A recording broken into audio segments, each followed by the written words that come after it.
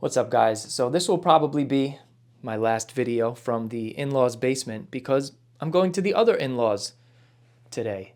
And they don't have a basement because nobody in Florida has basements. But anyway, if you're new to the channel, my name's John Clash, author of the book Law of Attraction, a gateway drug to spiritual heroin. You can find it on Amazon, and the audiobook just came out yesterday. So today we're going to be watching a quick video from Rob Dyrdek discussing the steps to manifest your goals. Now, if you're unaware, manifestation is just kind of a synonym for the law of attraction. So we're going to break this video down. If you like it.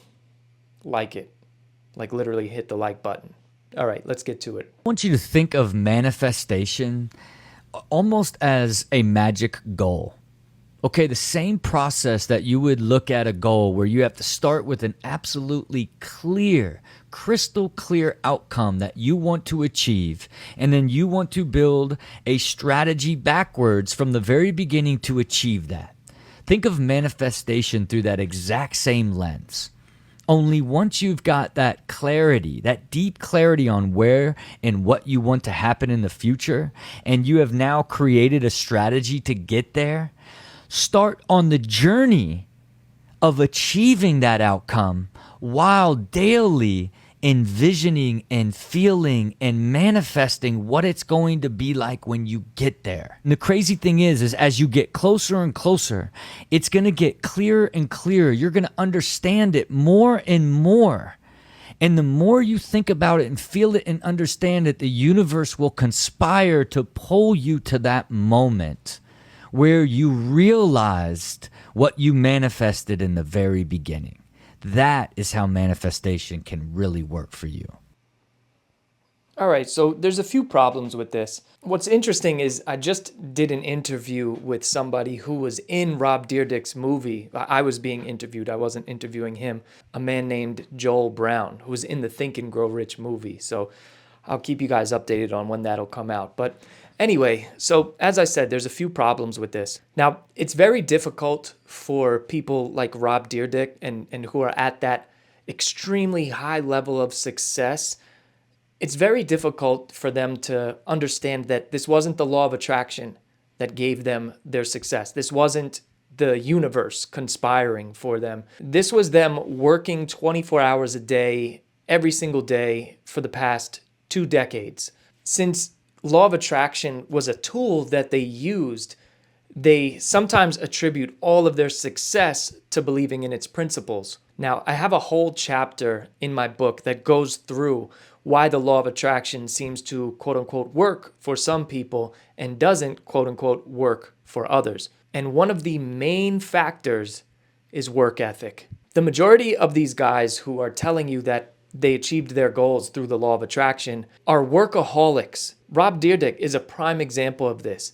Dude has been at this since his professional skateboarding days. You don't just manifest becoming a professional skateboarder.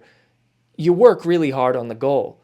You don't go from just being a professional skateboarder to having TV shows by just meditating in the corner. Rob worked really hard, and then he took that platform and turned it into this empire that he has today. I have been a Rob Dyrdek fan since his skateboarding days, because I used to be a skateboarder. Do you think that the difference between Rob's success and some of the other professional skateboarders' lack of success after their skateboarding careers were over, do you think that that's because Rob was using the law of attraction? Or do you think that maybe it's because Rob paid attention to opportunities that were coming his way, jumped on them, realized that his knees will probably eventually give out, so he has to start working on something else in order to solidify a successful future? Which makes more sense? That the universe just handed it to him because he was manifesting in a corner in his room, or because he worked really hard for it? Now, I know you guys listening to this will argue with me about it, but I have a chapter covering this as well. But there is no empirical scientific evidence that shows the law of attraction is true. The hand-picked quantum physicists that they use in documentaries like The Secret hold an extremely minority view when it comes to what actual physicists say about how the universe works. So to say that visualizing and doing all of this stuff is making the universe pull you towards that goal, there's just no evidence to back that up. What there is evidence for is that visualization and feeling like you have accomplished these goals and thinking positively. When it comes to practicality, those are good things to do when you're working towards a goal. If you're envisioning it in your mind and getting excited about the vision that you have in your mind, you're going to be more excited as you work towards the goal. You don't just have a goal and be like, oh man, it'd be great if I got that, but probably will never happen. That attitude is not going to yield good results, especially when times get tough. Now, Rob oversimplifies how achieving a goal is actually accomplished. And I know this is just a tiny little clip from him, but in it, there's a big oversimplification of all the factors that go into achieving a goal. It's not just focus on it, feel it, and take little steps towards it, and the universe will pull you closer. There are a whole bunch, in abundance, of other factors that go into accomplishing goals. It's a bit more complicated than what Rob is inferring, and if you just look at his life and everything that he had to do to achieve these goals, you could see that clear as day. Now, there's a lot of confirmation bias and self-fulfilling prophecy that comes with the law of attraction and manifestation. If you notice how Rob said, when you get closer and closer to your goals, it'll become clearer and clearer how you are able to manifest all of this. So this is like if I'm thinking about financial abundance and then I find a $20 bill on the floor, that is now confirmation that the universe is conspiring to my will.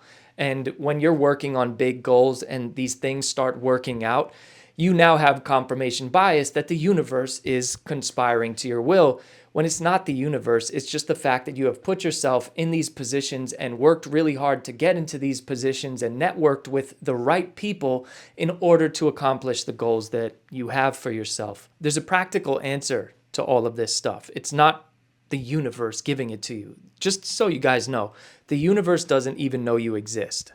Now, one of those factors is the importance of failure. So if you just focus on your goals and you achieve every single goal that you focus on and you never have any failures, I would say that you are of the 0.000000001% of people who have ever chased a dream in their life. Most people fail their way to success. So if you are failing on your manifestation journey, and if we follow the law of attraction to its logical conclusion, that would mean that you've attracted every single failure along your path to success.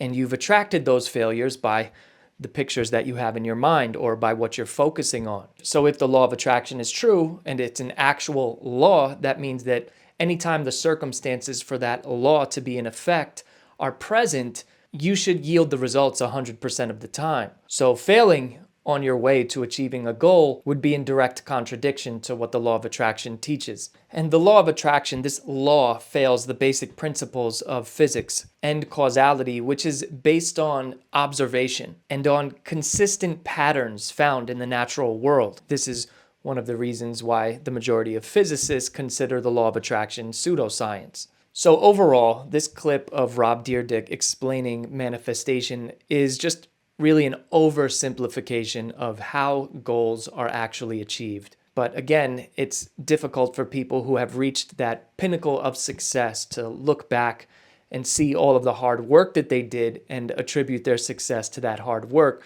when the law of attraction is something that they've been subscribing to for decades. So from what I know about Rob Dyrdek, I don't think that he's intentionally trying to trick anybody into believing something that's not true. I just think he has cognitive dissonance and confirmation bias because it's something that he's believed in for so long. But just statistically speaking, if we look at all of the people in the world who practice and adhere to the principles of the law of attraction, we would have a lot more millionaires and billionaires.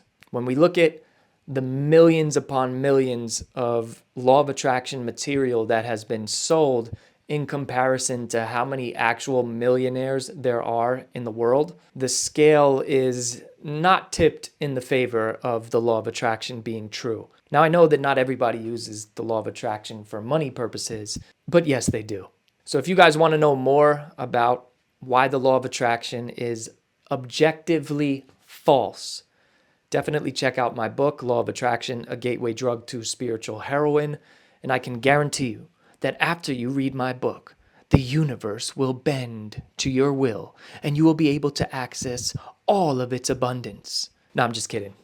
My book will definitely not help you get rich, but it could help break you out of the secret cycle. So if you've been at this law of attraction thing for a long time and you're not living a Rob Dyrdek lifestyle, it's probably time to get a nice dose of truth. With that being said, God bless. I'll see you guys on the next one.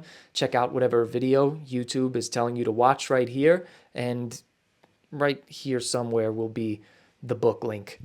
I'll see you on the next one.